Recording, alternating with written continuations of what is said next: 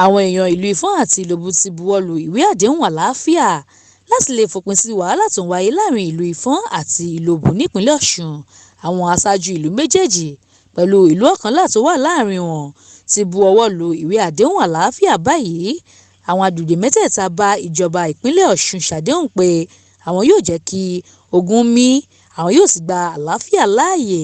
Láti ọjọ́ díẹ̀ sẹ́yìn ni wàhálà ti wà nílùú Ifọn àti Ilobu. Ó kéré tán èèyàn 8 ló gbẹ́mìí mì, wọ́n dáná sun ọ̀pọ̀lọpọ̀ dúkìá, wọ́n dáná sun mọ́tò ọlọ́pàá, bẹ́ẹ̀ ni ọlọ́pàá 4 fara gbọ́ta.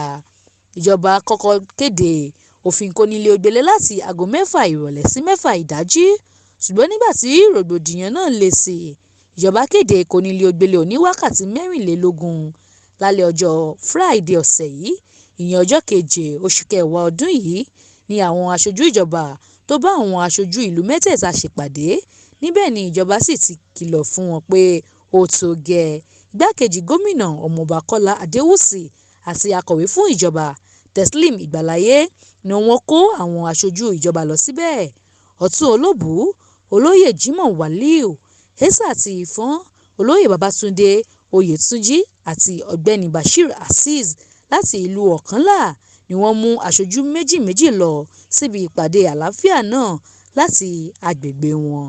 Nígbà tó ń kéde àbọ̀ ìpàdé àlàáfíà ọ̀hún, kọmíṣánná fún ètò ìròyìn àti ìlanilọ́yẹ̀ Olúọmọ Kọ́lápọ̀ Hálímì sọ pé abala mẹ́tẹ̀ẹ̀ta ni wọ́n ti sọ pé kò sí ogun mọ́. Hálímì ṣàlàyé pé òfin kónílé-ó-gbélé oníwákàtí 24 sì ń tẹ̀síwájú àti pé kò gbọdọ̀ sí ìrìnkèrindò ọkọ̀ tàbí èèyàn títí tíjọba yóò fi gbẹ́sẹ̀ kúrò lórí òfin náà. Ó kìlọ̀ pé ẹnikẹ́ni kò gbọdọ̀ sọ ọ̀rọ̀ tàbí hu ìwà tó tún lè dá wàhálà sílẹ̀ lágbègbè náà. Ó sì bá àwọn tí wọ́n pàdánù èèyàn tàbí dúkìá nínú rògbòdìyàn náà kẹ́dùn. Mariam Ọláníyì ló ń jábọ̀ ìròyìn fún Etí Ọba TV.